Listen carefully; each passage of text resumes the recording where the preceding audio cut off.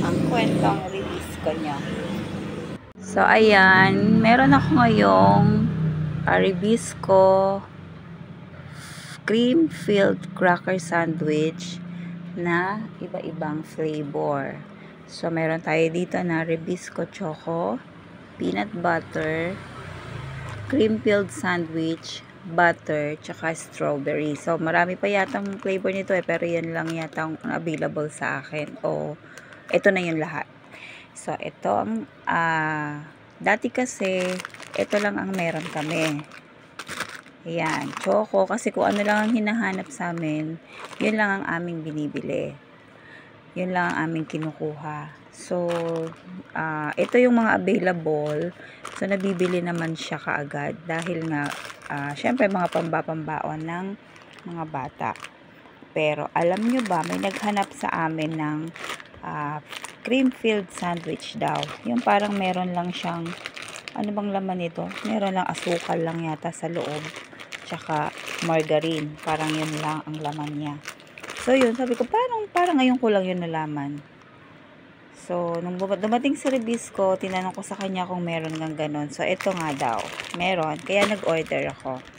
So, yan. Alam nyo ba na itong Ribisco cream-filled sandwich. So, ito po, magti-trivia tayo Itong Ribisco cream-filled sandwich ay, ito ang naunang lumabas. Ito yung original, yung naunang lumabas ng Ribisco.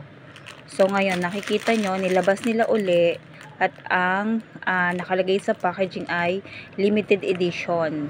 So, siguro pag natapos yung paggawa nila nito, ay hindi na naman nila ilalabas. So, yan. Ito ang trivia.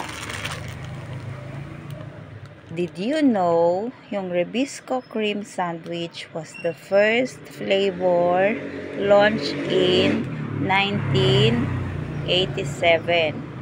Since then, we have sold more than 2.70 7 sandwiches. At ito ang trivia. Alam nyo ba na ang Ribisco cream sandwich was the first flavor launched in 1987? Since then, we have sold more than 2.7 billion sandwiches. If we line them up, the length would be enough to circle the earth more than 5 times. So, ayan. Ang laki-laki ng nakota nila dito. Ang laki-laki ng nabenta nila dito ng Ribisco cream-filled sandwich. Kaya siguro, ibinalik nila nung kanilang 60th anniversary. Kaya lang, yun nga, dahil limited edition lang siya. So, mawawala din siguro to. Pero bakit nga nila tatanggalin kung ito naman ay mabili, no? Bakit sila ganun? Tapos kung ano-ano pa nila ang nilang itinatry, tapos yung iba naman hindi naman nga talaga nabibili. So, bakit nila tinatanggal yung mabili, tapos papalitan nila ng iba? Diba? Parang ang gulo ng mga company, no?